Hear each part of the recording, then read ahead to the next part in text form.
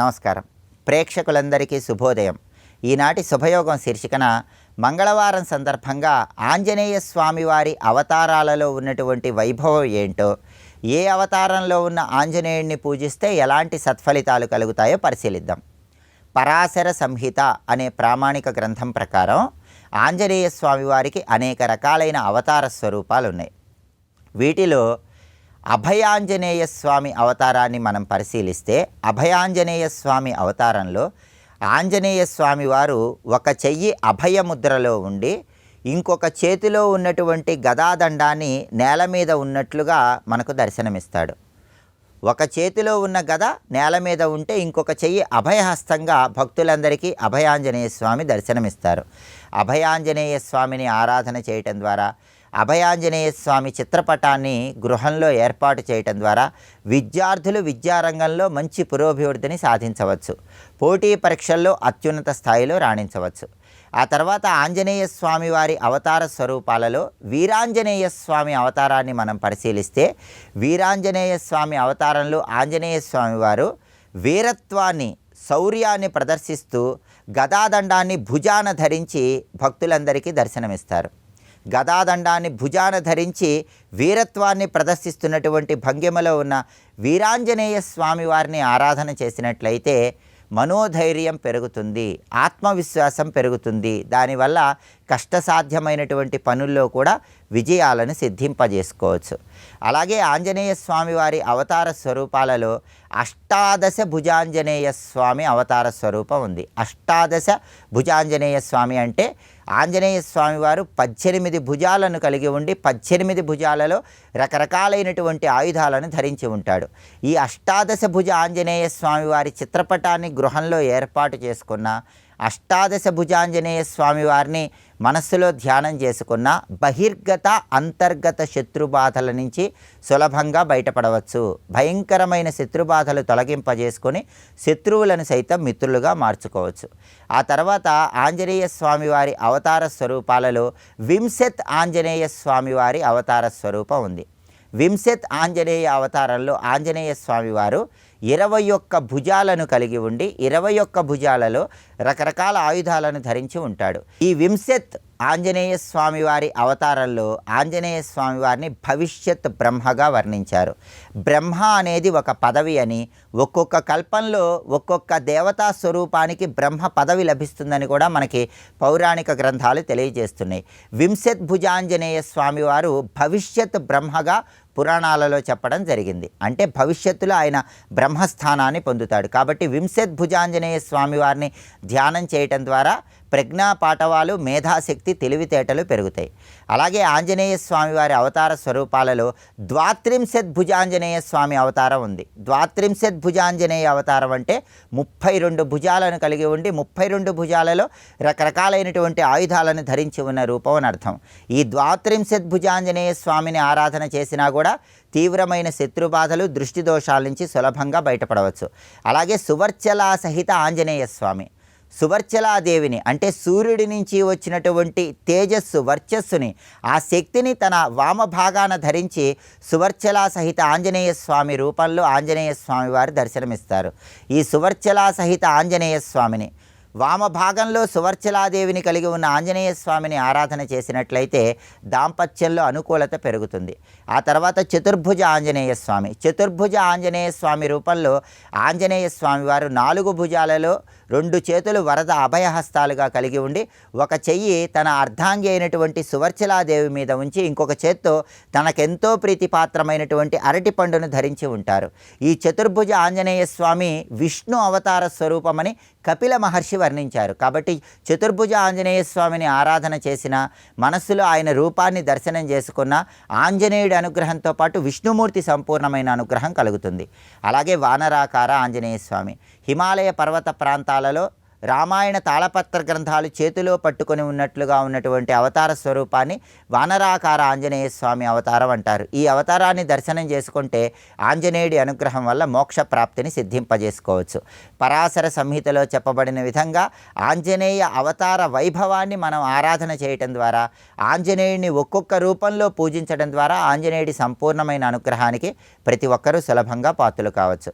రేపటి శుభయోగం శీర్షికన బుధవారం సందర్భంగా గణపతి ఆరాధనలో 21 సంఖ్యకు ఉన్నటువంటి ప్రాధాన్యత ఏంటో, గరిక పోచలకు ఉన్నటువంటి ప్రాధాన్యత ఏంటో పరిశీలిద్దాం. నమస్కారం.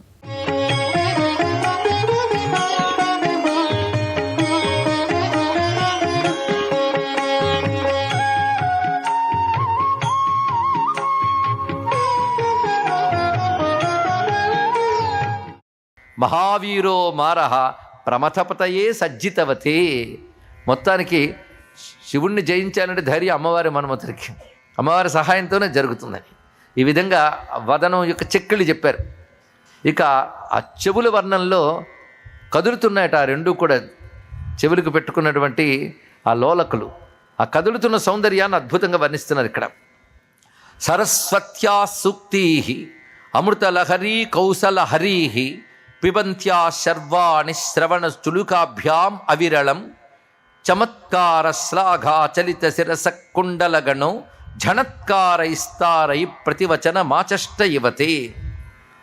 అమ్మవారు అవతల గొప్ప కవులు కళాకారులు తనను ప్రశంసిస్తున్నప్పుడు వెంటనే ఆనందంగా స్పందించి వాళ్ళకి మెచ్చుకోలుగా సమాధానం ఇస్తారని నేను చెప్పుకున్నాం. కళ్ళతో ఇవ్వడం నేను తెలుసుకున్నాం. అదేవిధంగా అమ్మవారి ముందు సరస్వతీదేవి రమ్యమైన పలుకులు పలుకుతుంది. సరస్వతి అంటేనే పలుకుల తల్లి. అమ్మవారి యొక్క స్వరూపాలే సరస్వతి, లక్ష్మీ, దుర్గా ఇత్యాదులు. అది అమ్మస్వరూపాలైనటువంటి సరస్వతి మూర్తులు అమ్మవారిని ఆరాధిస్తారని వశిన్యాది వాగ్దేవతలు ఇత్యాది విషయాలు మనం చెప్పుకున్నాం. అలా సరస్వతీదేవి పలుకులు ఎలా ఉన్నాయంటే అమృతలహరి కౌసల హరిహి, అమృత ప్రవాహాల యొక్క గొప్పతనాన్ని దొంగిలించినట్లున్నాయి. అంటే అమృత ప్రవాహాల గొప్పతనం అంతా సరస్వతి మాటలు ఉన్నాయి. ఆ మాటలు వింటూ, మాటలు దేంతో వింటారండి? చెవులతో. కనుక ఆ చెవులనే దోసిళ్లతో సరస్వతీదేవి అమృతప్రాయమైన పలుకులు వింటూ తల ఊపింది అమ్మవారు. చమత్కార శ్లాఘా చలిత శిరసహ కుండలగణం. ఆ తల ఊపినప్పుడు కుండలములు కదులుతూ ఆ కుండలాలకు చిన్న చిన్న జాలర్లు వేలాడుతున్నాయి. దానికి చిన్న శబ్దం వస్తుంది కూడా. అంటే నోటితో బాగుందనడం కంటే ముందు ఆ తల ఊపుతున్నప్పుడు ఆ చెవులుకున్నటువంటి ఆ లోలకులే ఝణత్కారైస్తారై ప్రతివచన మాచష్ట యువతే. అవి ఝణత్కారములు చేస్తూ అంటే చిన్నగా ధ్వనిస్తూ మాటలు బాగున్నాయి అని ప్రశంసిస్తున్నట్టుగా ఉన్నాయి అని వర్ణించారు ఇక్కడ. దీన్ని బట్టి మనం మణిద్వీపంలో ఊహించుకోవచ్చు స్వరూపాన్ని. ఎదురుగా సరస్వతీదేవి అమృతప్రాయమైన పలుకులు పలుకుతుంది. అసలు పలుకుల తల్లి ఆవిడ మాట్లాడుతుంటే ఆవిడ తల ఊపుతూ ఉండగా ఆ మోగుతున్నటువంటి ఆ రమ్యమైనటువంటి ఆ కుండల గణములను ఇందులో ధ్యానం చేయడం జరుగుతుంది. పైగా తారాయిహని మాట వేశారు. తారాయిహ అంటే ఆ పలుకుతున్న పలుకుల్ని మించిపోయి తారస్థాయి అని అంటారు కదా, దాన్ని మించిపోయి ఉన్నాయట మాధుర్యం. ఇంకొక అర్థం తారహ అంటే ఓంకారం, ఓంకారస్తారహ. ఓం అనే మాటకి అంగీకారం అని అర్థం ఉంది. అందులో ఓ అనడం మన తెలుగులో కూడా అంటుంటాం, ఓ అన్నారు. ఓ అన్నారంటే అంగీకరించారని అర్థం. అలా అమ్మవారు ఆ పలుకులను అంగీకరించారని తారాయి మాటలో మరొక అందమైనటువంటి భావాన్ని చూపించారు. అలా కదులుతున్నటువంటి కుండల గణములతో శోభిల్లుతున్న అమ్మ యొక్క శ్రవణములకు నమస్కారం చేసుకుంటూ భవ్యమైన అమ్మ మందహాసం గురించి చెప్పుకుంటున్నాం. చిరునవ్వు గురించి ఒకే శ్లోకం రాశారు భగవత్పాదుల వారు. అయితే ఈ చిరునవ్వు గురించి చక్కని మాట వశిన్యాది వాగ్దేవతలే చెప్పారు. మందస్మిత ప్రభాపూర మజ్జత్కామేశ మానస. అమ్మవారి చిరునవ్వు కాంతి ప్రవాహంలో ఉంటే ఆ ప్రవాహంలో శివుని హృదయం మునిగిపోయిందిట, మరి లేవలే. అంటే చిరునవ్వులు మునిగిపోయాడు ఆయన. అంటే అమ్మవారి ప్రతి వ్యక్తీకరణ శివప్రీతి కోసం, అది తెలుసుకోవాల్సినది, శివుని ప్రీతికై.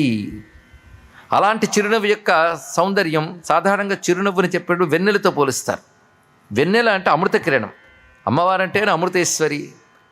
అటువంటి అప్పుడు ఆవిడ నుంచి వచ్చినటువంటి చిరునవ్వు వెన్నెల ఇంకెంత గొప్పగా ఉంటుందో. అయితే మనకు వెన్నెల తప్ప అమ్మ నవ్వు తెలియదు కనుక వెన్నెలతో పోలుస్తాం. కానీ అమ్మ నవ్వు తెలిస్తే వెన్నెలతో పోల్చాం. ఎందుకంటే ఆ నవ్వుకు సమానమైనది మరొకట్లేదు. వెన్నెల్ని చెప్పాలి అంటే అమృతం ముందు అంబల్లా ఉంటుంది వెన్నెల అన్నారు, చిరునవ్వు ముందు వెన్నెల. దాన్ని ఎంత రమ్యంగా చెప్తున్నారంటే స్మిత జ్యోత్స్నాజాలం తవ వదన చంద్రస్య పిబతాం చకోరాణామాసీదతి రసతయా చంచు జడిమా అతస్తే శీతాంశోరమృతలహరీరామ్లరుచయః పిబంతి స్వచ్ఛందం నిశి నిశి భృశం కాంచికధియా. స్మితజ్యోత్స్నాజాలం అంటే చిరునవ్వు వెన్నెలల పరంపర, అది తాగితే అమృతం తాగినట్లు. చకోర పక్షులు వెన్నెలను మాత్రమే తాగుతాయిట, చాతక పక్షులు మేఘం నుంచి వచ్చే జలాన్ని మాత్రమే తాగుతాయి. అలాగే చకోర పక్షులకు వెన్నెలంటే మహాప్రీతి. ఆ చకోర పక్షులు ఏవైనా ఒక విషయం మీద ప్రీతి కలిగినవి అందులో బెస్ట్ క్వాలిటీ తీసుకోవాలని అనుకుంటాయి.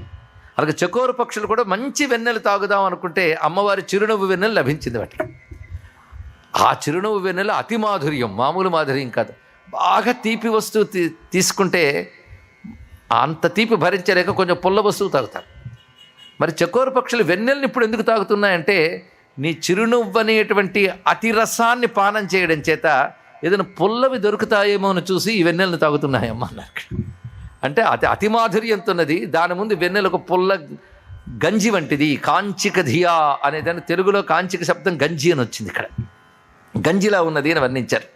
అంటే అమ్మవారి యొక్క చిరునవ్వు ఎటువంటిది అంటే అమృత లహరి. అది దాన్ని శీతాంశోహ అమృతలహరి ఆమ్ల రుచయ, చంద్రుని యొక్క వెన్నెల కాంతులు ఆమ్ల రుచిలా అనిపించాయి. అంటే వెన్నెల కంటే గొప్పగా ఉంది అని చెప్పడం. ఇది కూడా అతిలోక సౌందర్యమే జగన్మాతది, లోకాతీతమైన లావణ్యం అని చెప్పడం. సర్వం శ్రీ లలితా మహాత్రిపుర సుందరి చరణారవిందార్పణమస్తు. స్వస్తి.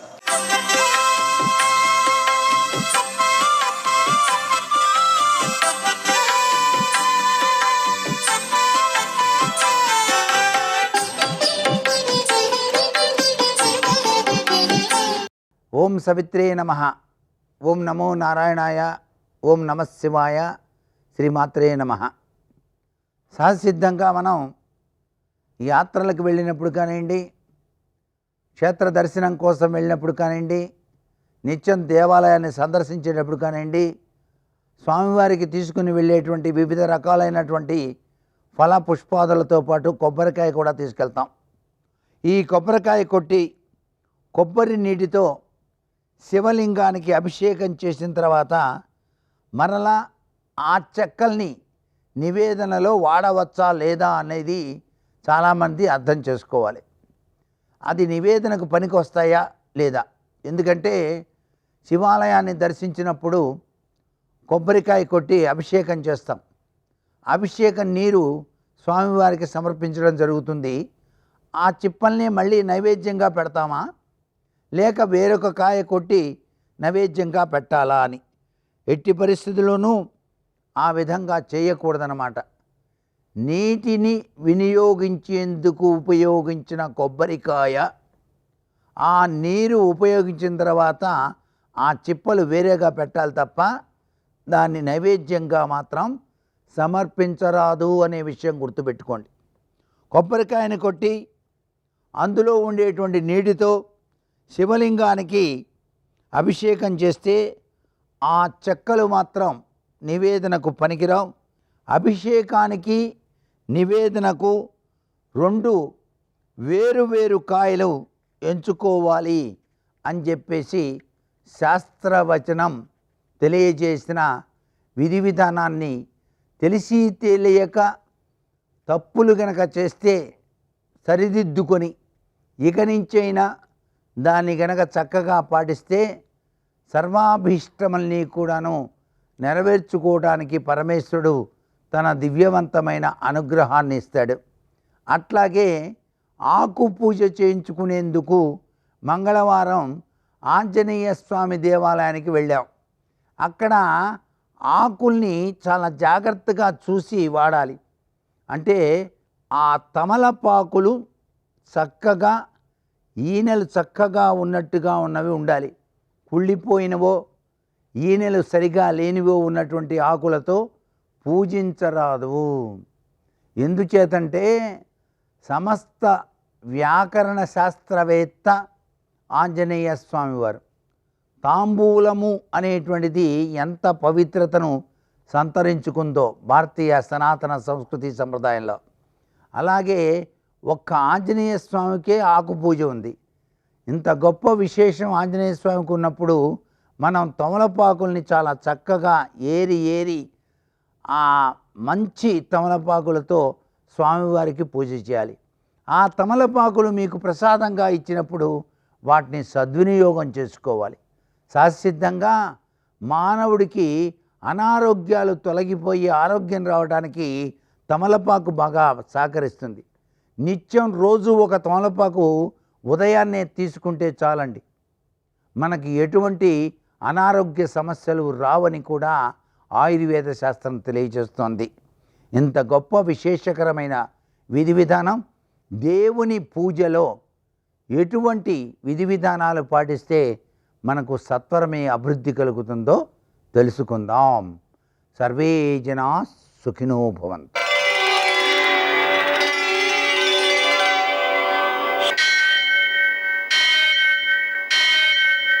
सहस्रशीर्षं देवं विश्वाक्षं विश्वशम्भुवं विश्वं नारायणं देवमक्षरं परमं पदं विश्वतः परमां नित्यं विश्वं नारायणगुं हरिं विश्वमेवेदं पुरुषस्तद्विश्वमुपजीवति पतिं विश्वस्यात्मेश्वरगुं शाश्वतगुं शिवमच्युतं नारायणं महाज्ञेयं विश्वात्मानं परायणम् सूर्यशौर्यमथेन्दुरिन्द्रपदवी सन्मङ्गलं मङ्गलम् మర్కటేశ మహోత్సాహ సర్వశోక వినాశన శత్రువును సంహర మాం రక్ష శ్రీయంతాపయమే ప్రభో. నేటి కాలమాన విశిష్టాలను గమనిద్దాం. స్వస్తి శ్రీ చాంద్రమాన విశ్వావసునామ సంవత్సరం, ఉత్తరాయణం, వసంత ఋతువు, చైత్రమాసం, కృష్ణపక్షం, మంగళవారం. సూర్యోదయం 5:51 సూర్యాస్తమయం 6:21. తిథి నవమి సాయంకాలం 6:15 వరకు. నక్షత్రం శ్రవణం మధ్యాహ్నం 12:15 వరకు. వర్జం సాయంకాలం 4:38 నుంచి 6:15 వరకు. దుర్ముహూర్తం ఉదయం 8:21 నుంచి 9:15 వరకు. మరల రాత్రి 10:57 నుంచి 11:42 వరకు.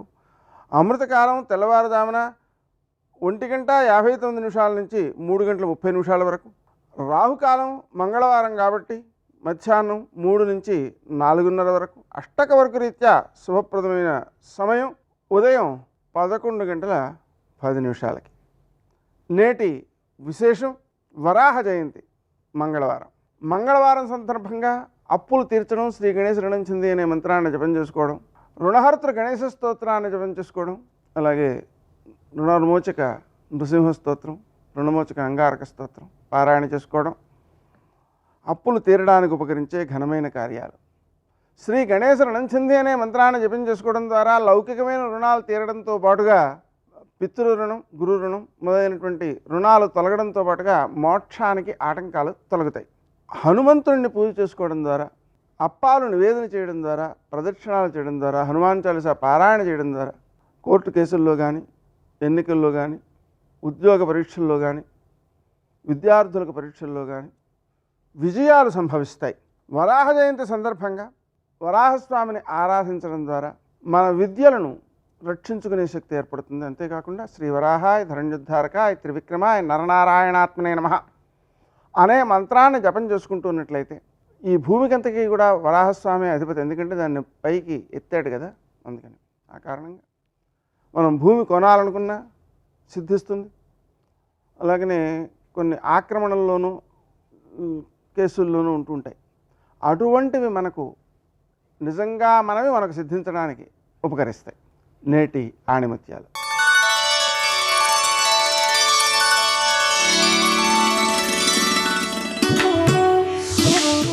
విజయం కలిగిందని విర్రవీగకు, అపజయం కలిగిందని నిరాశపడకు. విజయమే అంతం కాదు, అపజయం తుదిమెట్టు కాదు.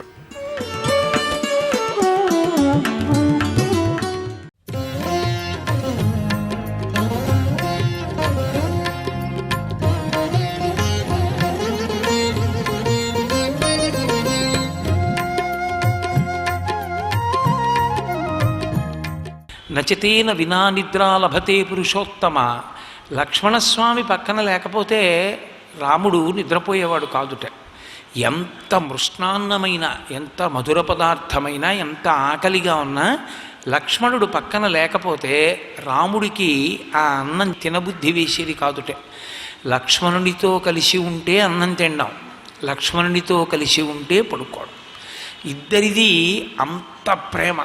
ప్రేమ అన్నది మీరు ఎప్పుడూ ఒక విషయం గుర్తుపెట్టుకోండి, ఒకవైపు నుంచే ప్రవహించిందనుకోండి అది అర్థరహితమైపోతుంది కొంతకాలానికి.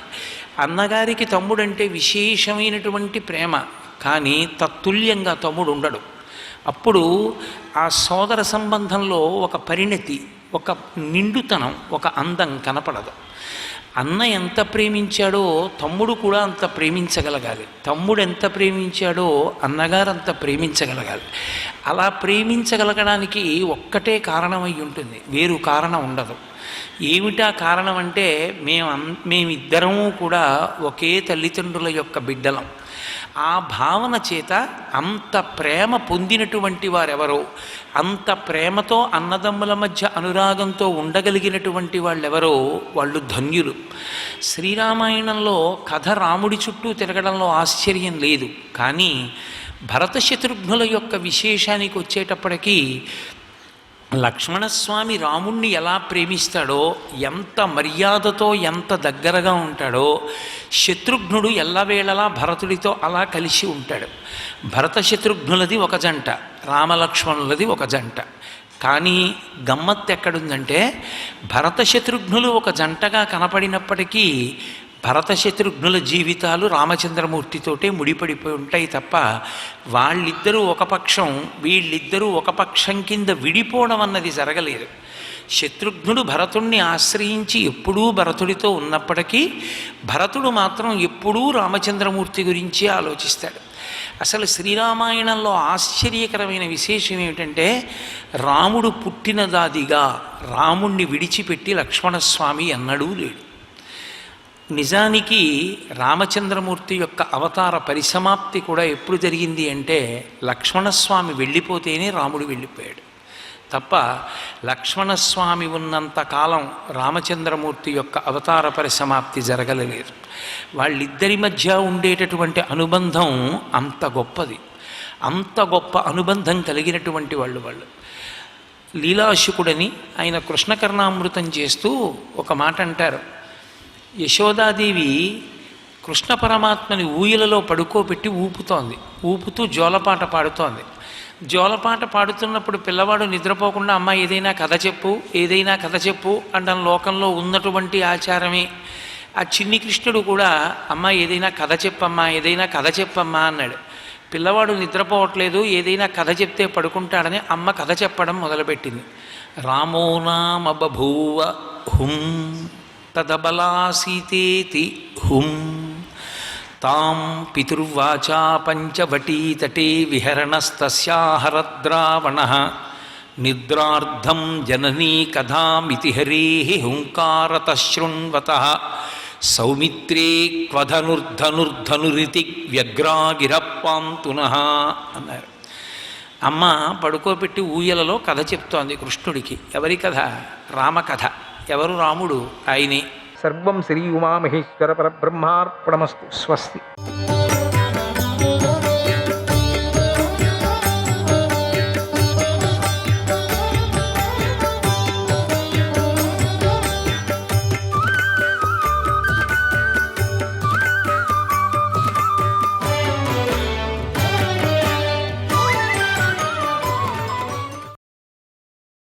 ఓ ద్విజోత్తమ, మనకిద్దరికీ కూడా ధర్మం అర్థం సమానం కనుక ఈ పేలపిండిలో నా భాగమైన 4వ భాగాన్ని తీసుకొని అతిథికి పెట్టు.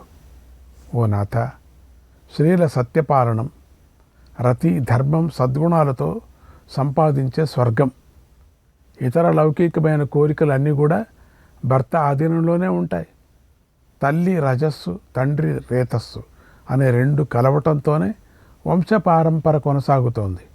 కనుక స్త్రీకి భర్తయే పరమదైవం. స్త్రీలకు కలిగే సుఖం, పుత్రఫల ప్రాప్తి భర్తే ప్రసాదిస్తాడు. భర్త భార్యను రక్షించడం వల్ల, పాలించడం వల్ల పతి అవుతాడు. కనుక నువ్వు నాకు పతివి. పుత్రుడిని ప్రసాదించడం వల్ల నువ్వు నాకు వరదుడివి. కనుక నా భాగమైనటువంటి ఈ పేలపడిని తీసుకో. నువ్వు కూడా యువకుడివేం కాదు, వృద్ధుడివే కదా. నీకు కూడా వయస్సు మీద పడింది కదా. నువ్వు కూడా ఆకలితో బాధపడుతున్నావు కదా. ఉపవాసాలు చేసి చేసి బాగా కృషించిపోయావు, అలసిపోయావు. నువ్వు ఆకలి బాధను తట్టుకుంటే నేను కూడా ఆకలి బాధను తట్టుకుంటానంది. ఆ మాటలు విని విప్రుడు భార్య భాగమైన పేలపిండిని తీసుకొని అతిథికి పెట్టాడు. అయ్యా, ఈ పిండిని స్వీకరించండి అన్నాడు. అతిథి అది తీసుకొని తినేశాడు, మింగేశాడు. కానీ ఆయన ఆకలి తీరలేదు. ఇదేం కడుపు అయింది పాపం. ఆయన తృప్తి చెందలేదు. దానిని విప్రుడు గ్రహించి ఇలా ఆలోచించాడు, నిజమే కదా, ఈ పేలపిండితో ఏం కడుపు నిండుతుంది. ఈయనకి ఇంకా ఆకలి తీరలేదు. ఇప్పుడేం పెట్టాలి? ఆహారాన్ని ఎక్కడి నుంచి తేవాలి, ఏం చేయాలి అని చింతించసాగాడు. అప్పుడు అక్కడే ఉన్నటువంటి ఆయన పుత్రుడు తండ్రి మనస్సులోని భావాలను తెలుసుకున్నాడు. తండ్రితో ఇలా అన్నాడు, ఓ తండ్రి, సందేహించకండి, చింతించకండి. ఇదిగో మీరు నాకు ఇచ్చిన భాగం. ఇంకా ఎవరు తినలేదు, ఎందుకంటే నాన్న తినలేదు కదా, అందుకని నా భాగం తీసుకోండి. ఈ పిండిని అతిథికి పెట్టండి. ఈ పని నేను పుణ్యంగా భావిస్తాను, అందుకే సంతోషంగా నా భాగాన్ని ఇస్తున్నాను. నిజానికి నేను మిమ్మల్ని ఇద్దరినీ కూడా రక్షించాలి. వృద్ధుడైన తండ్రిని రక్షించాలని ఎప్పుడు సాధు పురుషులు చెబుతూ ఉంటారు. ముసలితనంలో ఉన్న తండ్రిని రక్షించటమే పుత్రుడిగా పుట్టినందుకు ఫలం. 3 లోకాల్లోనూ ఈ మాటే చెప్పబడుతూ ఉంటుంది. ప్రాణులు శరీరం ధరించి ఉంటేనే మీరు తపస్సు చేసుకుంటారు. కనుక దేహాన్ని ధరించిన వారికి శరీరంలో ఉండే ప్రాణమే పరమధర్మం. కనుక నేను మిమ్మల్ని రక్షించుకుంటాను, ఇది నా ధర్మం అన్నాడు. ఆ మాటలు విని తండ్రి ఇలా అన్నాడు, నాయనా, నీకు 1000 ఏళ్ళు వచ్చినా కూడా నా ముందు నువ్వు బాలుడివే, పెద్దవాడివి కావు. తండ్రి పుత్రుడిని కని అతడి వల్ల కృతార్థుడవుతాడు. ఆ ఫలం వల్ల నాకు లభించింది, ఆ ఫలం నీ వల్ల నాకు లభించింది. నిజానికి పిల్లలకు ఆకలి ఎక్కువగా ఉంటుంది, ఇది నాకు బాగా తెలుసు. కనుక ఓ పుత్ర, వృద్ధుడినైన నేను నా ప్రాణాలను నిలబెట్టుకుంటాను. విచారించుకో, నువ్వు బలంగా ఉండాలి, కనుక ఆకలి తీర్చుకో. నాకు వయస్సు ఎక్కువగా ఉండటం వల్ల ఆకలి నన్ను ఎక్కువగా పీడించదు, నేను ఓర్చుకోగలను. ఇది రాలిపోయే వయస్సు కనుక పర్వాలేదు. పుత్ర, నేను ఎంతో కాలంగా తపస్సు చేశాను, కనుక నాకు మరణం అంటే భయం లేదన్నాడు. అప్పుడు పుత్రుడు తండ్రి మాటలు విని ఇలా అన్నాడు, తండ్రి, నేను నీ సంతానాన్ని, పురుషుడిని రక్షించడం వల్లనే సంతానాన్ని పుత్రుడు అన్నారు. ఇంతేకాక పుత్రుడు తండ్రికి ఆత్మ అని కూడా చెప్పారు. కనుక మీరు మీ ఆత్మ అయిన పుత్రుడితో మిమ్మల్ని రక్షించుకోండి అన్నాడు. అప్పుడు తండ్రి ఇలా అన్నాడు, ఓ పుత్ర, నువ్వు రూపము, శీలము, ఇంద్రియ నిగ్రహాలతో నాతో సమానమైనవాడు. నువ్వు చక్కగా మాట్లాడావు, నీ హృదయం నాకు తెలిసింది. నేను నిన్ను అనేక విధాలుగా పరీక్షించాను, కనుక నీ భాగమైన పిండిని తీసుకుంటాను అని విప్రుడు పుత్రుడి భాగమైన పిండిని తీసుకొని సంతోషించాడు. ఆ పేల పిండిని అతిథికి పెట్టాడు. అతిథి దాన్ని కూడా ఒకటే పరళ్ళ పక్కన మింగేశాడు. అతిథి దాన్ని కూడా తిని తృప్తి చెందలేదు. అది చూసి ధర్మాత్ముడైన విప్రుడు ఎంతో కలవరపాటుకు గురి అయ్యాడు. దానిని ఆయన కోడలు గమనించింది. ఆమె ఉత్తమశీలం గలది. ఆమె అతిథికి సంతోషం కలగాలని తన భాగమైన పిండిని తీసుకొని మామగారి వద్దకు వెళ్ళింది. ఎంతో సంతోషంతో ఇలా అన్నది, ఓ మా మహర్షి, మీ సంతానమైన పుత్రుడి వల్ల నాకు సంతానం కలుగుతుంది, కాబట్టి నా భాగమైన పేల పిండిని తీసుకొని ఈ అతిథి దేవుడికి పెట్టండి. మీ దయ వల్ల నాకు అక్షయ లోకాలు లభిస్తాయి. మానవుడు పుత్రుడి ద్వారా దుఃఖం కలగని ఉత్తమ లోకాలను పొందుతాడు. ధర్మం దానితో కలిసి అర్థకామాలు అనే 3 కూడా స్వర్గాన్ని లభింపజేస్తాయి. ఆహ్వనీయం, గార్హపత్యం, దక్షిణాగ్ని అనేటువంటి 3 కూడా స్వర్గప్రాప్తికి సాధనాలై ఉన్నాయి. అలాగే పుత్ర పౌత్ర ప్రపౌత్రులు అనేటువంటి ముగ్గురు కూడా అక్షయ స్వర్గం లభించడానికి సాధనంగా ఉన్నారు. పుత్రుడు పితరులను రుణం నుంచి తరింపజేస్తాడు, పుత్ర పౌత్రులతో ఉత్తమ లోకాలను పొందుతాడు అని వింటున్నాం. కనుక మామగారు సందేహించకండి, మీ కారణంగా నేను ఇలా తరించాను, కనుక నా భాగమైన పేలపిండిని తీసుకోండి అంది. అప్పుడు మామగారు ఇలా అన్నాడు, ఓ కోడలా, గాలికి నీ శరీరం అంతా కృషించిపోయింది, నీ రంగు కూడా మారిపోయింది, నువ్వు బాగా అలసిపోయి బాగా ఆకలితో బాధపడుతున్నావు. కనుక నీ భాగాన్ని తీసుకొని ధర్మాన్ని నాశనం చేసుకోమంటావా? నేను నీ భాగాన్ని తీసుకోను. నువ్వు నన్ను ఇలా ఇబ్బంది పెట్టకూడదు, నాతో ఇలా మాట్లాడకూడదు. ఓ సౌభాగ్యవతి, నువ్వు ఆకలితో బాధపడుతూ ఉండగా నేను చూడలేను. నువ్వు చాలా చిన్నదానివి, ఆకలితో ఉన్నావు, స్త్రీవి. అలాంటి నిన్ను మామగారనైన నేను ఎప్పుడూ రక్షించాలి అన్నాడు. అప్పుడు కోడలు ఇలా అంది, ఓ మహాత్మా, నా గురువైన భర్తకు మీరు గురువులు, అంటే నా దైవానికి మీరు దేవత వంటివారు, అంటే మీరు దేవుణ్ణి మించిన దేవులు. అందువల్ల నేనిచ్చే పిండి తీసుకోండి. ఈ దేహము ప్రాణము ధర్మము అన్ని పెద్దలను సేవించడం కోసమే ఉన్నాయి. ఓ మహర్షి, మీ అనుగ్రహం వల్లనే మేము ఉత్తమ లోకాలు పొందుతాం అని మీరు భావించి అతిథికి నా భాగమైన పిండిని పెట్టండి అంది కోడలు.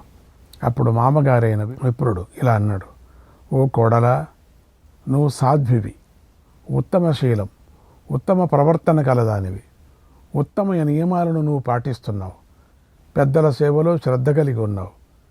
నేను నీ మాట వింటున్నాను, నీ భాగమైన పిండిని తీసుకుంటున్నానని విప్రుడు కోడలి పిండి తీసుకొని అతిథికి పెట్టాడు. దాంతో అతిథి ఎంతో సంతోషించాడు. ఆ పేలపిండిని కూడా తిని ఒక చెంబుడు నీళ్లు తాగి ఆకలి తీర్చుకున్నాడు, తృప్తి చెందాడు, ఎంతో సంతోషించాడు. ఉంచ వృత్తిలో జీవిస్తున్న విప్రుడు చేసిన త్యాగానికి అతిథి దేవుడు మురిసిపోయాడు, ఆనందపడ్డాడు. నిజానికి వచ్చిన వాడు అతిథి కాదు, ధర్మదేవత. ఉంచ వృత్తిలో జీవిస్తున్న ఆ విప్రుడిని పరీక్షించడానికి వచ్చాడు. విప్రుడి ప్రవర్తనకు ధర్ముడు ఎంతో సంతోషించి ఇలా అన్నాడు, ఓ ద్విజోత్తమ, నువ్వు న్యాయంగా సంపాదించింది దానం చేశావు, పవిత్రమైన దానిని యథాశక్తిగా దానం చేశావు. కనుక నేను నీ దానానికి ఎంతో సంతోషించాను. ఆహా, నువ్వు చేసిన దానాన్ని స్వర్గలోక వాసులు గొప్పగా మెచ్చుకుంటున్నారు. దేవర్షులు, దేవతలు, గంధర్వులు, దేవశ్రేష్ఠులు, దేవదూతలు నువ్వు చేసిన దానానికి ఆశ్చర్యపోతున్నారు. ఆకాశం నుంచి భూమి మీద పూలవాన కురిపిస్తున్నారు చూడు. అనగానే పూలవాన కురిసింది. మహర్షులు వారి లోకంలో విమానాలతో ఎప్పుడూ సంచరిస్తూ ఉంటారు. అంతటి వారే నిన్ను దర్శించాలని కోరుకుంటున్నారు. కనుక ఓ విప్ర, నువ్వు స్వర్గానికి వెళ్ళు. నువ్వు పితృలోకంలో ఉన్న మీ పితృదేవతలందరినీ తరింపజేశావు. ఇక ముందు రాబోయే అనేక యుగాలలో నీ తరాల వారు కూడా నువ్వు సంపాదించిన పుణ్యంతో తరిస్తారు. ఓ విప్ర, బ్రహ్మచర్యము, దానము, యజ్ఞము, తపస్సు, ధర్మానుష్ఠానం అనే వాటి ప్రభావం వల్ల నువ్వు స్వర్గానికి వెళ్ళు.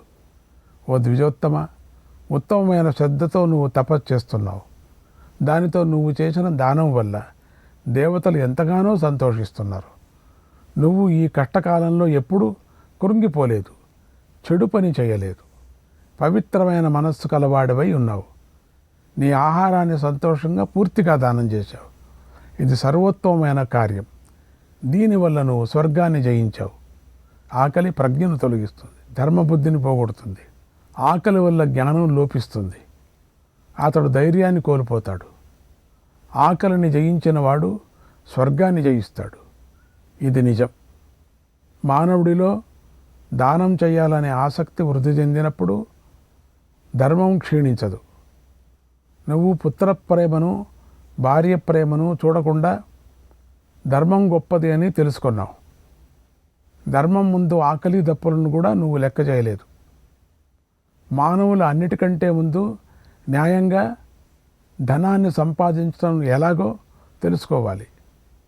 ఆ ఉపాయమే సూక్ష్మ విషయం ఆ ధనాన్ని యోగ్యుడికి ఇవ్వాలి. అదెంతో శ్రేష్టమైనది. కాలహ పరతరో దానాత్ శ్రద్ధా చైవ తతః పరా. సామాన్య కాలంలో చేసే దానం కంటే శ్రేష్ఠ కాలంలో చేసే దానం చాలా గొప్పది. ఆ శ్రేష్ఠ కాలానికంటే శ్రద్ధ ఇంకా ఉత్తమమైనది. అది నీలో ఉంది. స్వర్గద్వారం అత్యంత సూక్ష్మమైనది. అది నీ వంటి వారికే లభిస్తుంది. అజ్ఞానం గల మానవులు దాన్ని చూడలేరు. స్వర్గద్వారానికి ఉండే గడియ లోభమనే బీజంతో నిర్మించబడి ఉంది. దాని ద్వారం మమకారంతో రహస్యంగా ఉంది. కోపాన్ని జయించిన వారు, ఇంద్రియ విజేతలు, తపస్సులు, యథాశక్తిగా దానం చేసే విప్రులు దాన్ని చూస్తారు. శ్రద్ధగా దానం చేసేవాడికి 1000 ఇచ్చే శక్తి ఉంటే 100 దానం చేయాలి. 100 ఇవ్వగలవాడైతే 10 దానం చేయాలి. ఏమీ లేనివాడు కనీసం నీళ్ళనైనా దానం చేయాలి. వీరందరికీ లభించే పుణ్యం సమానంగా ఉంటుంది. ఓ విప్ర, రంతీదేవుడు అనే రాజుకు 1 పైసా కూడా లేదు. అప్పుడు ఆయన అధైర్యపడలేదు. అయినా దానం చేశాడు. పవిత్ర మనస్సుతో జలదానం చేశాడు. దాని ఫలితంగా స్వర్గానికి వెళ్ళాడు. నాయనా, న్యాయంగా పొందిన వాటిని శ్రద్ధతో పవిత్రం చేసి సమర్పిస్తే ఆ స్వల్ప దానాలతో ధర్మదేవత సంతోషిస్తాడు. ఆ దేవత అప్పుడు సంతోషించినంతగా అధర్మంగా సంపాదించిన పెద్ద పెద్ద దానాలతో సంతోషించడు. నువ్వు స్వల్పమైన కూడా శ్రద్ధతో దానం చేశావు, అందుకే నేను సంతోషించాను. పూర్వం నృగం మహారాజు విప్రులకు 1000 గోదానాలు చేశాడు. కానీ ఆయన ఒకరికి దానమిచ్చిన మోవినే ఇంకొకరికి దానం చేశాడు. అన్యాయంగా లభించిన దానం వల్ల ఆయన నరకంలో పడ్డాడు. ఉషీనరపుత్రుడు శిబి ఆయన శరీరాన్ని కోసి మాంసాన్ని దానం చేశాడు. ఆ ఫలం వల్ల పుణ్యాత్మలు పొందే స్వర్గానికి చేరి శిబి ఆనందించాడు. ఓ విప్ర, మానవుడికి ధనం ఒక్కటే పుణ్యాన్ని లభింపచేయదు. కాబట్టే సాధు పురుషులు తమ శక్తి కొద్ది పుణ్యాన్ని సంపాదిస్తారు. న్యాయంగా సంపాదించిన ధనంతో అన్నదానం చేయటం వల్లే ఉత్తమ పుణ్యం లభిస్తుంది. ఆ పుణ్యం నానా విధాలైన యజ్ఞాలు చేయటం వల్ల లభించదు ఎప్పటికీ కూడా. క్రోధాధాన ఫలం హంతి లోభాత్ సర్వం నగచ్చతి. క్రోధాధాన ఫలం హంతి లోభాత్ స్వర్గం నగచ్చతి. న్యాయవృత్తిర్హి తపసా న్యాయవృత్తిర్హి తపసా దానవిత్ స్వర్గమశ్నుతే దానవిత్ స్వర్గమశ్నుతే. దాత కోపం వల్ల దాన ఫలాన్ని నాశనం చేస్తాడు. లోభం వల్ల స్వర్గానికి వెళ్ళలేడు. న్యాయంగా సంపాదించిన దానితో జీవితం గడిపేవాడు, దాన మహిమను తెలిసినవాడు మాత్రమే దాన తపస్సులతో స్వర్గానికి వెళతాడు. ఈ దానంతో నువ్వు గొప్ప ఫలాన్ని సంపాదించావయ్యా. ఆ ఫలంతో అనేకమైన రాజసు యాగాలు, ఎన్నో దక్షిణలతో చేసిన అనేక అశ్వమేధ యాగాల వల్ల లభించే ఫలం కంటే ఉత్తమమైనది. ఓ విప్ర, నువ్వు కేవలం 1 షేరు పేలపిండిని దానం చేశావు. అందువల్ల అక్షయ బ్రహ్మలోకాన్ని పొందావు. కనుక నువ్వు పాపం లేని బ్రహ్మ నివాసానికి సుఖంగా వెళ్ళు. మీ కుటుంబంలోని వారందరి కోసము దివ్య విమానం వచ్చింది. మీ ఇష్టానుసారంగా మీరు ఈ దివ్య విమానాన్ని ఎక్కండి. ఓ ద్విజ, ఇటు చూడు, నేను ధర్మదేవతను. నువ్వు శరీరాన్ని ఉద్ధరించుకున్నావు కనుక నీ కీర్తి లోకంలో స్థిరంగా ఉంటుంది. నువ్వు ఇప్పుడు నీ భార్య, పుత్రుడు, కోడలతో కూడా దేవలోకానికి వెళ్ళు అన్నాడు. తర్వాత విప్రుడు ధర్మదేవతకు నమస్కరించి భార్య, పుత్రుడు, కోడలతో కలిసి స్వర్గానికి వెళ్ళాడు. ఇదంతా నేను ఆ ఇంటికి ఉన్న కన్నంలో నుండి చూశాను. వారి మాటలంతా నేను విన్నాను. తర్వాత నేను కన్నంలో నుంచి బయటకు వచ్చాను. అప్పుడు నేను అక్కడ ఉన్న పేలపిండి సువాసనను బాగా పీల్చాను. అక్కడ గల నీటిలో ఏర్పడిన బురద నా ఒంటికి ఒక పక్క తగిలింది. అక్కడ ఉండేటువంటి ఆ పిండి కలిపేటప్పుడు, ఆయన తినేటప్పుడు, చేయగడుక్కున్నప్పుడు బురద బురదగా ఉండింది కదా ఈ ఇల్లు. ఒక పక్క అంతా బురద ఏర్పడింది నాకు. పేలపిండి అంటుకున్న బురద అవంతా నా శరీరానికి అంటుకుంది. అక్కడ పడిన దివ్య పుష్పాలు నా శరీరానికి తగిలాయి. దేవలోకం నుంచి వచ్చిన పుష్పాలు. మహాత్ముడైన ఆ విప్రుడు దానం చేసిన అన్న కణాల మీదకు, ఆ పేల పిండి కణాల మీదకు నా మనసు పోయింది. ఇలా అన్ని విధాలుగాను ఆయన తపోమహిమ చేత నా తల బంగారం అయింది. ఆయన సత్యప్రతిజ్ఞుడు కనుక ఆయన చేసిన పేలపిండి దానం వల్ల ఇదిగో నా శరీరంలో సగం భాగం బంగారమయం అయిపోయింది. ఇప్పుడు నేను నా శరీరంలోని ఈ రెండవ భాగం ఎప్పుడు బంగారమయం అవుతుందా, ఎవరి వల్ల అవుతుందా అని బాగా ఆలోచించాను. నా శరీరం మొత్తం బంగారమయం అయిపోతుందని సంతోషిస్తూ ఉత్సాహంతో అనేక తపోవనాలకు యజ్ఞాలకు వెళ్ళాను. ఎక్కడెక్కడ యజ్ఞాలు జరుగుతాయి అక్కడికంతా వెళ్ళా. అక్కడ నాకు ధర్మరాజు అశ్వమేధ యాగం చేస్తున్నాడని తెలిసింది. నేను ఎంతో సంతోషించాను. గంపెడు ఆశ పట్టుకుంది నాకు. ఇక్కడికి వచ్చాను. ఇక్కడ దానం చేసిన జలంలో దొర్లాను, ఎంతో దొర్లాను. కానీ నా శరీరంలో రెండవ భాగం మాత్రం బంగారమయం కాలేదు. దొర్లి దొర్లి చారైంది, బురదంతా పూసుకున్నంతే. ఓ విప్రులారా, ఇది నేను నవ్వటానికి కారణం. అందుకే నేను ఈ యజ్ఞం ఆ విప్రుడి షేరు పేలపిండి దానంతో సమానం కాదు అని ఘోషించి చెప్పాను. అప్పుడు నా శరీరంలో అర్ధభాగాన్ని ఆ పిండి కణాలు బంగారం చేశాయి. వాటితో కూడా ఈ యజ్ఞం సమం కాదు అని ముంగి సాదృశ్యమైపోయింది. తర్వాత విప్రులందరూ తమ ఇళ్లకు వెళ్ళారు. ఓ జనమేజయ, ఇది అశ్వమేధ మహాయజ్ఞంలో జరిగిన ఆశ్చర్యకరమైన విషయం.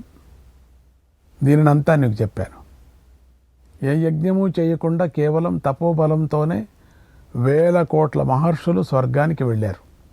అద్రోహ సర్వభూతేషు అద్రోహ సర్వభూతేషు సంతోషశీలమార్జవం సంతోషశీలమార్జవం తపోదమచ్చ సత్యంచ తపోదమచ్చ సత్యంచ ప్రదానం చేతి సంమితం ప్రదానం చేతి సంమితం.